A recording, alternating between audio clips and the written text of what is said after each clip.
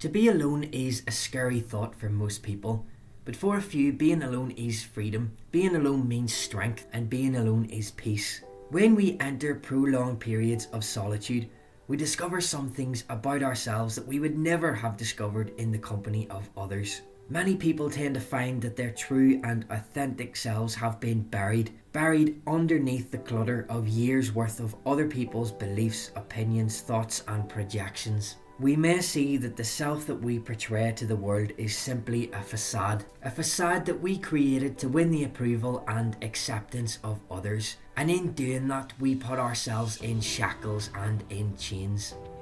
In solitude, the facade crumbles and the shackles and the chains break. In solitude, the only approval and acceptance that we seek is from ourselves.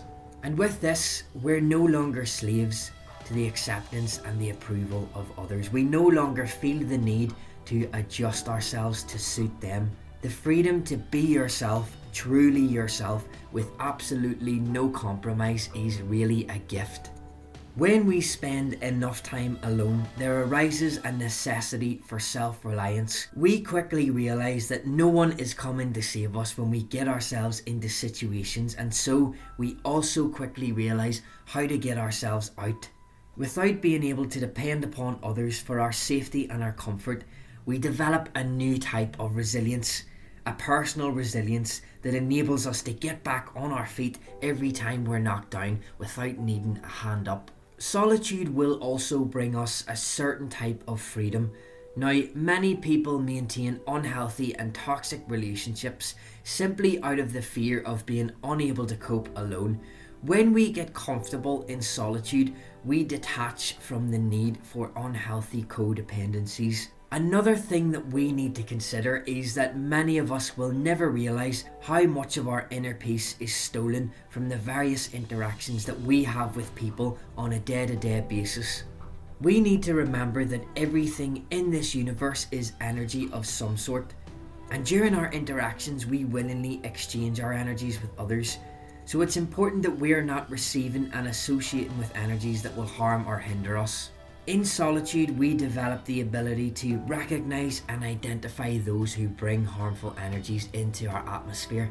This is because when we spend enough time alone, we begin to understand that we have our own personal and baseline energy field. This personal and baseline energy field is usually relatively stable and fixed. So in this field we may find peace, we may find strength, we may find clarity, but the minute we begin to exchange energy with others, we start to notice the subtle changes in the field through the influx of the other's energies, which are then translated through us into certain thoughts, feelings and behaviours which we often mistake for our own.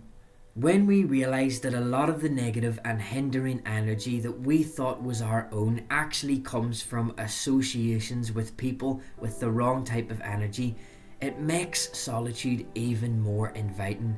Now, this doesn't mean that we need to spend our lives in isolation, constantly afraid of exchanging energy with others. It just means that solitude is a tool, and it's a tool that we can use to become more conscious of the process of energetic exchange. That way we learn to associate with people who uplift and help us rather than people who hinder and harm us.